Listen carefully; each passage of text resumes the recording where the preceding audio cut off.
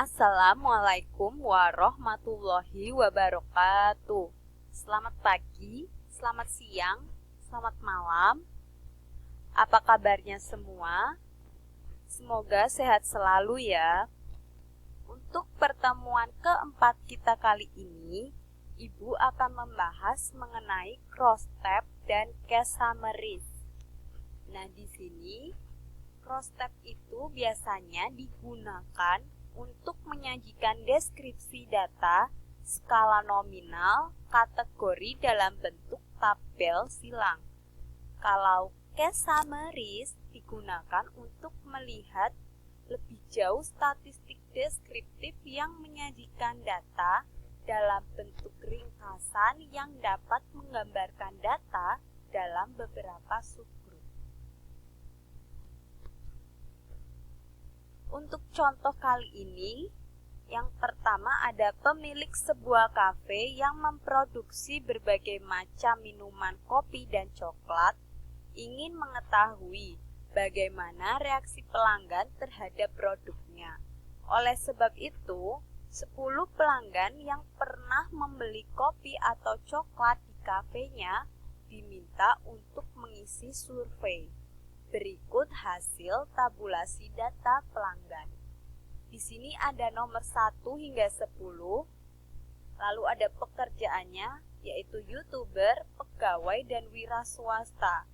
Untuk pendidikan, ada pendidikan SMA, sarjana, dan diploma. Jenis kelamin, laki-laki dan perempuan. Nah, untuk contoh ini kita akan ketik di SPSS seperti ini. Kita tulis dulu variabel view-nya ada pekerjaan, pendidikan, dan jenis kelamin. Pekerjaan value-nya kita isi nomor 1 YouTuber, nomor 2 pegawai, dan nomor 3 wira swasta. Ini bisa diacak lagi boleh. Untuk pendidikan, di sini value-nya ada nomor 1 SMA, nomor 2 diploma, dan nomor 3 sarjana. Untuk value jenis kelamin ada nomor 1 itu laki-laki, nomor 2 perempuan. Nah, di sini setelah kita isi, datanya ada pekerjaan 1, 2, 3, 1, 2, 3, 2, 3, 1, 2. Untuk pendidikan 1, 3, 2, 3, 3, 2, 3, 1, 2, 1. Untuk jenis kelamin ada 21, 22, 11, 22, 12. Selanjutnya kita akan olah data. Untuk crosstab yang pertama kita klik analyze.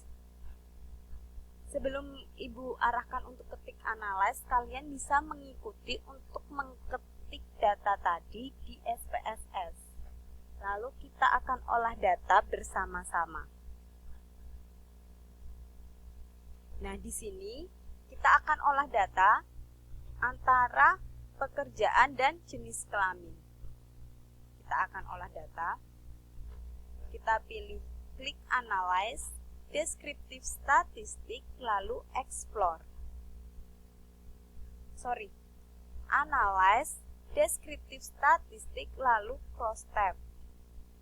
Nah, di sini kita tadi akan melihat antara pekerjaan dan jenis kelamin. Jenis kelamin kita masukkan ke row, pekerjaan kita masukkan ke kolom. Nah, di sebelah kanan ada 5 kotak, kita pilih statistik. Kita centang chi-square, continue. Untuk selnya itu tetap observe. Kita continue, lalu kita OK. Di sini bisa terlihat ada 3 tabel.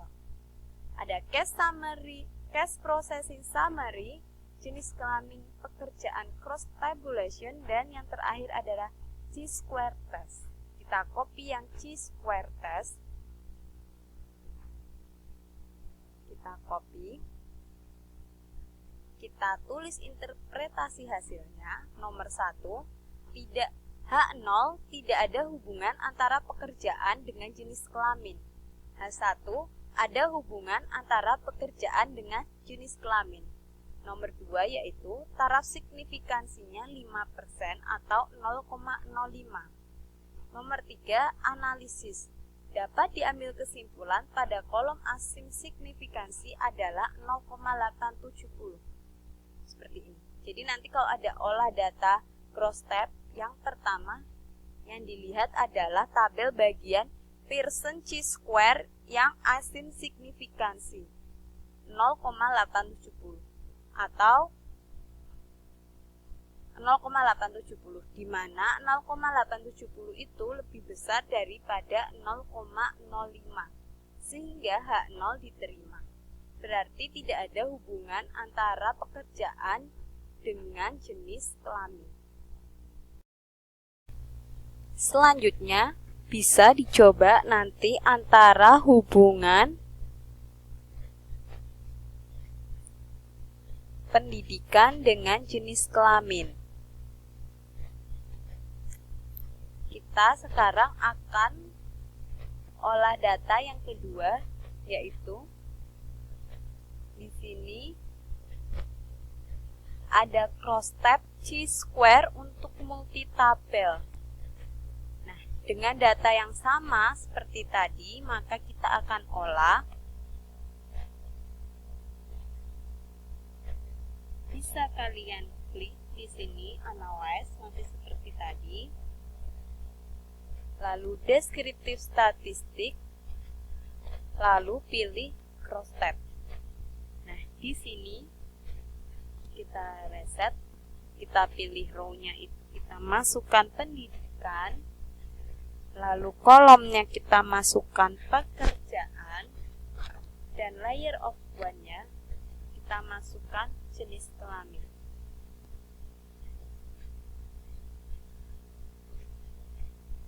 Selanjutnya, pada kotak statistik kita centang chi-square, continue, lalu pada kotak cell kita centang observe, expected, dan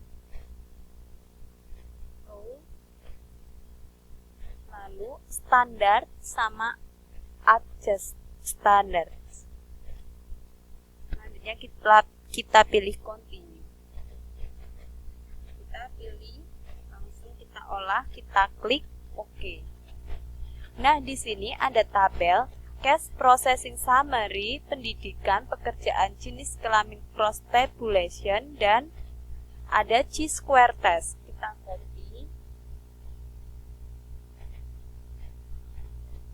Kita copy dua, yaitu yang ini, yang pendidikan, pekerjaan, jenis kelamin, cross tabulation, dan yang chi-square test. Kita copy yang pertama, chi-square, cross tab chi-square. Nah, di sini kita klik interpretasi hasilnya, kita ketik. Pada baris 1 yaitu count, ada satu laki-laki dengan tingkat pendidikan diploma dengan pekerjaan sebagai YouTuber, satu laki-laki wira swasta, dan tak ada laki-laki dengan pekerjaan pegawai. Kita lihat. Nah ini countnya nih, bisa dilihat. Ada satu YouTuber, satu wira swasta, tapi pegawainya 0. Selanjutnya, pada baris expect count, laki-laki lulusan diploma dengan pekerjaan YouTuber, nilai yang diharapkan muncul adalah 0,5. Expect count.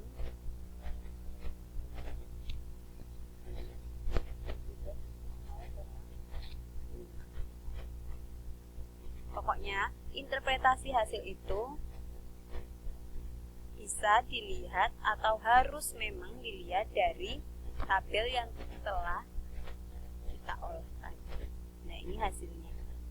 Bisa dimasukkan ke dalam interpretasi hasil.